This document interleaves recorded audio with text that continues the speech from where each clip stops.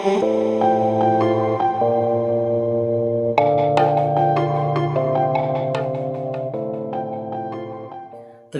ദൈവത്തിന് മഹത്വം ഉണ്ടായിരിക്കട്ടെ. വീണ്ടും പ്രഭാതത്തിലേക്ക് അവർക്കും സ്വാഗതം. 38 സങ്കീർത്തനം, അതിൻ്റെ 12 വാക്യം. എനിക്ക് അനർത്ഥം അന്വേഷിക്കുന്നവർ വേണ്ടാതെന്ന് സംസാരിക്കുന്നു. സങ്കീർത്തനക്കാരൻ പറയുകയാണ്, അദ്ദേഹത്തിനെതിരെ വേണ്ടാത്തതൊക്കെ കുറേ ആൾക്കാർ സംസാരിക്കുകയാണ്. ഒരുപക്ഷെ അദ്ദേഹം ചെയ്യാത്ത കാര്യങ്ങൾ ചെയ്തെന്ന് പറയുകയാണ്, അല്ലെങ്കിൽ സംസാരിക്കാത്ത കാര്യങ്ങൾ പറഞ്ഞെന്ന് പറയുകയാണ്. അങ്ങനെ അദ്ദേഹത്തെ വേദനിപ്പിക്കുന്ന രീതിയിൽ, അദ്ദേഹത്തിന് അനർത്ഥമുണ്ടാക്കുന്ന രീതിയിൽ വേണ്ടാത്തതെല്ലാം അപവാദ പ്രചരണങ്ങളും കള്ളപ്രചരണങ്ങളും നടത്തുകയാണ്. അതാണ് പറയുന്നത്. ഈ 38 സങ്കീർത്തനം എഴുതിയത് ദാവീദാണെന്നാണ് അതിൻ്റെ ശീർഷകത്തിൽ പറയുന്നത്. എന്നാൽ ഈ ദാവീദ് അവിടെ വ്രണങ്ങൾ നിറഞ്ഞെന്ന് പറയുന്നുണ്ട്, എല്ലാവരും വിട്ടുപോയെന്ന് പറയുന്നുണ്ട്. ഈ വ്രണങ്ങൾ കാരണം അദ്ദേഹത്തിന് വേദന അനുഭവിക്കുന്നുണ്ട്. ഇതൊക്കെ പറയുമ്പം ഒരു കുഷ്ഠരോഗിക്ക് വന്ന അനുഭവങ്ങളാണ് അവിടെ പറയുന്നത്. പക്ഷേ ദാവീദിൻ്റെ ജീവിതത്തിൽ വേദപുസ്തകം പരിശോധിക്കുമ്പോൾ അദ്ദേഹത്തെ ഒരിക്കലും കുഷ്ഠം ബാധിച്ചതായിട്ട് കാണുന്നില്ല. എന്നാൽ ഒരുപക്ഷെങ്കിൽ ഒരു കുഷ്ഠരോഗിയുടെ അവസ്ഥ, ഒരു അനുഭവം, ആ അനുഭവത്തിലൂടെ കടന്നു പോകേണ്ട അതേപോലെ ഒരു അവസ്ഥ ഇദ്ദേഹത്തിൻ്റെ ജീവിതത്തിൽ വന്നു കാണും. കാരണം ഇദ്ദേഹത്തിൻ്റെ ജീവിതത്തിൽ അങ്ങനെയൊക്കെ വന്നപ്പോൾ ഒരുപക്ഷെങ്കിൽ ആൾക്കാരൊക്കെ വിട്ട് ഒറ്റയ്ക്ക് ഏകാന്തതയൊക്കെ അനുഭവിച്ചു കാണും. നമ്മുടെ ഈ കൊറോണയുടെ സമയത്ത് നമ്മൾ ക്വാറന്റൈൻ ഇരിക്കുമ്പോൾ, അങ്ങനെ ഒറ്റയ്ക്ക് ഇരിക്കുമ്പോൾ ആ ഒരു അനുഭവത്തിലൂടെ ഒക്കെ കടന്നു പോയി കാണും. അതുകൊണ്ടായിരിക്കാം സങ്കീർത്തനക്കാരൻ അങ്ങനെ പറയുന്നത്. എന്തായാലും ഇതിൻ്റെ രത്ന ചുരുക്കം എന്ന് പറയുന്നത്, ഈ സങ്കീർത്തനക്കാരൻ പറയുന്നത് ഇങ്ങനെയാണ്: അദ്ദേഹം ദൈവകോപം അദ്ദേഹത്തിൻ്റെ വന്നിരിക്കുന്നു. അകൃത്യഭാരം കാരണം, അദ്ദേഹത്തിൻ്റെ അകൃത്യം കാരണം തന്നെ അദ്ദേഹം ഈ അകൃത്യഭാര നിമിത്തം വലിയൊരു ചുമടായി, അത് വലിയ പാപഭാരമാണ്, അത് ചുമക്കുവാൻ കഴിയുന്നതിലും ഏറെയാണ്.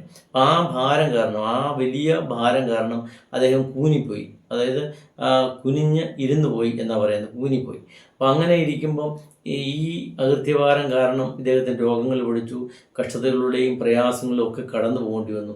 അങ്ങനെ ഒരു അനുഭവത്തിൽ, വലിയൊരു പ്രതിസന്ധിയുടെ ഘട്ടത്തിൽ ഇദ്ദേഹത്തിൻ്റെ ബന്ധുക്കളും ചാർച്ചക്കാരും ഒക്കെ അദ്ദേഹത്തെ വിട്ടുപോയി.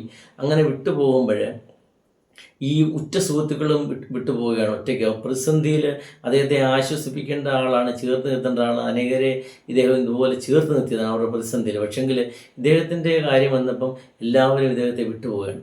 ആ ഒരു വിഷമാവസ്ഥയിൽ ഇങ്ങനെ ഇരിക്കുമ്പോഴാണ് ദൈവത്തോട് തൻ്റെ ഹൃദയം തുറക്കുകയാണ്.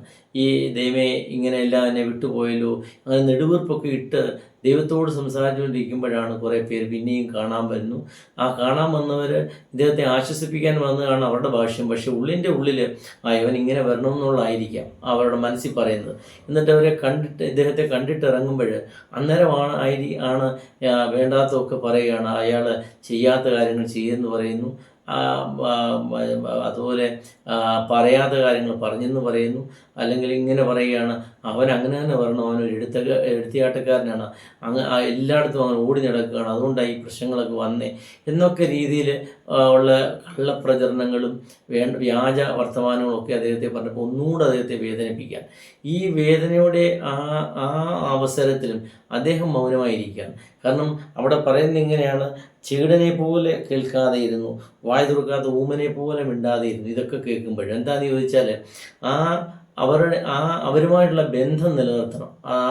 ആ ബന്ധം നിലനിർത്തുവാനായിട്ടാണ് ഇയാൾ മൗനമായിരിക്കുന്നത്. ആ മൗനം, അവരുടെ ആ മൗനം എന്ന് പറയുന്നത് മറ്റുള്ളവർ കേൾക്കുമ്പോൾ അവരുടെ ബലഹീനതയായിട്ടാണ് തോന്നുന്നത്. പക്ഷെങ്കിൽ അങ്ങനെ മൗനമായി ഇരിക്കാനൊരു ധൈര്യം വേണം. കാരണം ബന്ധങ്ങളെ അറ്റുപോകാതിരിക്കാൻ ഈ ഒരു മൗനം ആവശ്യമാണ്, ശാന്തത ആവശ്യമാണ്.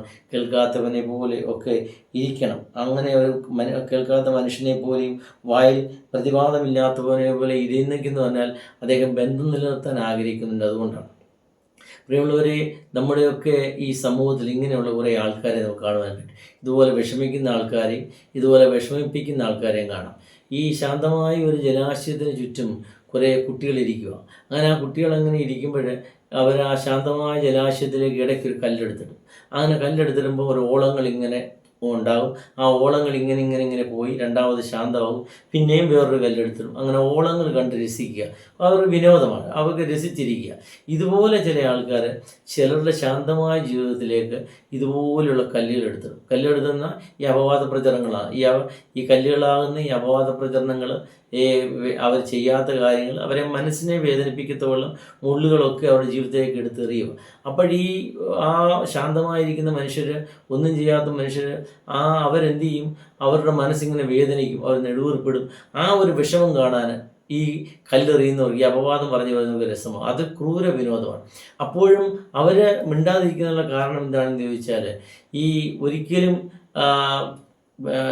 ചേർക്കാൻ പറ്റാത്ത വിധം കണ്ണികൾ അകന്നു പോയാൽ അത് ഭയങ്കര വിഷമാവും. ആ ബന്ധങ്ങൾ ചേർന്ന് നിർത്താൻ ഈ നിഷ്കളങ്കനായ മനുഷ്യൻ ആഗ്രഹിക്കുന്നുണ്ടാകും. അതുകൊണ്ടായിരിക്കാം അദ്ദേഹം മൗനമായിരിക്കുന്നത്. അപ്പം ഒരു സുഹൃത്ത് ഇങ്ങനെ പറഞ്ഞത്, ഈ ജീവിതം എന്ന് പറയുന്നത് ഈ കണക്ക് മാഷിനെ പോലെയാണ്, കണക്ക് സാറിനെ പോലെയാണെന്നാണ് പറയുന്നത്. ചുമ്മാതിരിക്കുമ്പം ഒരു കണക്കിട്ട് തരും, ഒരു പ്രോബ്ലം സോൾവ് ചെയ്യാൻ പറയും. അതുപോലെ ജീവിതത്തിൽ ഇതുപോലെയുള്ള ആൾക്കാർ നമ്മുടെ ജീവിതത്തിൽ ഇങ്ങനെ നമ്മളെ മനസ്സിൽ വിഷമിപ്പിച്ചുകൊണ്ടിരിക്കും, പ്രയാസപ്പെട്ടിരിക്കും. ഇത് ഒരു നന്മയായിട്ടൊരിക്കലും കരുതരുത്.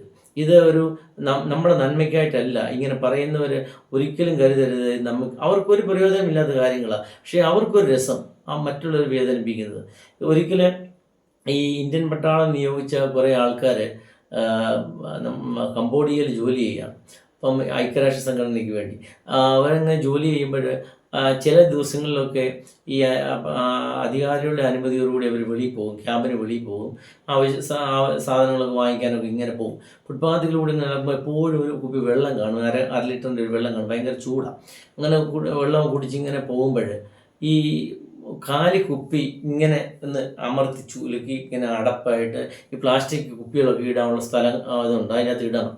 എന്നാൽ ഒരു സുഹൃത്തിൻ്റെ ഒരു ഹോബിയാണ്, അവൻ ഈ കാലിക്കുപ്പി നല്ലപോലെ ഇങ്ങനെ അടച്ചിട്ട് ഇങ്ങനെ റോഡിലിടുമ്പോൾ വണ്ടികൾ ഇങ്ങോട്ട് ചീറിപ്പാഞ്ഞ് ഇതിനെ മണ്ടേ കയറുമ്പോൾ പടാന്നൊരു ശബ്ദം കേൾക്കും. അത് കേൾക്കാനൊരു രസമാണ്, അത് അവൻ്റെ ഒരു ഹോബിയാണ്. അപ്പം പലപ്പോഴും വിലക്കിയിട്ടും അവൻ കേൾക്കത്തില്ല, അവൻ ഇതുപോലെ ചെയ്യും. ഒരു ദിവസം ഇതുപോലെ വൈകുന്നേരം ഇതുപോലെ പോയിക്കൊണ്ടിരിക്കുമ്പം പിന്നെ ഒരു കാലിക്കുപ്പിയായി, അവൻ്റെ വെള്ളം കുടിച്ച് കാലിക്കുപ്പിയായി. അപ്പം മറ്റുള്ളവർ പറഞ്ഞു, ഇനി എറിയരുത്, അത് പരിസ്ഥിതി മാലിന്യം വരും, അല്ലെങ്കിൽ ആൾക്കാരെല്ലാം കണ്ടാൽ മോശമാണെന്നെല്ലാം പറഞ്ഞിട്ട് കേട്ടില്ല. അപ്പം സുഹൃത്തുക്കൾ അവനിങ്ങനെ ചെയ്യുമെന്നുണ്ട്. അല്പം കൂടെ മുമ്പോട്ട് നടക്കുകയാണ്, ഇവൻ വണ്ടി വരുന്നതും കാത്തു നിൽക്കുക. അപ്പം ചില സമയങ്ങളിലൊക്കെ ഈ വണ്ടിയുടെ ഈ കാറ്റ് കൊണ്ട് പറക്കുന്നുണ്ട്, ചില ചരൽ മണ്ണ് ഇട്ടിട്ടാണ് അവൻ സാധാരണ ഇടുന്നത്. അപ്പം അന്നും ഇതുപോലെ ചരൽ മണ്ണ് ഇട്ടിട്ട് കുപ്പി മുറുക്കി അടച്ചിട്ട് വണ്ടി വരുന്നത് കണ്ടു. ഈ വണ്ടിയുടെ ടയർ കയറത്തക്ക രീതിയിൽ ഇവൻ സെറ്റ് ചെയ്ത് വെച്ചിട്ട് സൈഡിൽ നിൽക്കുക, ഈ പെടാന്നുള്ള ശബ്ദം കേൾക്കാൻ, ഒരു ഹോബി. അപ്പം ആ വണ്ടി ഇങ്ങോട്ട് ചീറിപ്പാഞ്ഞെന്ന് അതിന് മണ്ടയിൽ കയറി പെടാന്നൊരു ശബ്ദം കേട്ടു. ഒപ്പം അയ്യോ എന്നൊരു വർഷലും കേട്ടു. കാരണം സുഹൃത്തുക്കൾ തിരിഞ്ഞു നോക്കിയപ്പോഴേ അവന് വലത് കണ്ട് അവൻ്റെ വലത്തെ കണ്ണിങ്ങനെ പിടിച്ച് നിലത്തിരിക്കുകയാണ്, ആ ഫുട്പാത്തിരിക്കുക. എന്താ സംഭവിച്ചതെന്ന് ചോദിച്ചാൽ, ഈ വണ്ടി കൂടെ വളരെ സ്പീഡിൽ വന്ന് കുപ്പിയുടെ മണ്ടയിൽ കയറിയപ്പോൾ ഈ കുപ്പി ഈ പടാന്ന് പൊട്ടിയപ്പോൾ അതിൻ്റെ ആ അടപ്പ് കോർക്ക് തെറിച്ച് വന്നിട്ട് ഒരു ശരം പോലെ അവൻ്റെ വലത്ത് കണ്ണിൽ വന്ന് അടിച്ചു, കണ്ണ് പൊട്ടിപ്പോയി. ഇപ്പോഴും അവൻ വെപ്പ് കണ്ട. അപ്പം പ്രിയമുള്ളവരെ, വിതച്ചതേ പോയി. നമ്മുടെ കർത്താവ് പറയുന്നത് ഇങ്ങനെയാണ്, ഈ ചെറിയ മനുഷ്യർ ഒരുത്തിന് ഇടവച്ച് വരുത്തിയാൽ അവനെ വലിയൊരു തിരിക്കൽ കിട്ടി ആഴക്കടലിൽ കിട്ടുന്ന പറയുന്നത്. അതുകൊണ്ട് ഈ ലോകത്തിൽ നമ്മൾ ജീവിക്കുമ്പോൾ നമുക്ക് ആരെയും മനഃപൂർവ്വം ദ്രോഹിക്കാതിരിക്കണം. അതായത് നമ്മൾ സഹായിച്ചില്ലെങ്കിലും ആരെയും മനഃപൂർവ്വം ദ്രോഹിക്കരുത്. നമ്മൾ അംഗീകരിച്ചില്ലെങ്കിലും ആരെയും അധിക്ഷേപിക്കുകയോ അപമാനിക്കുകയോ ചെയ്യരുത്.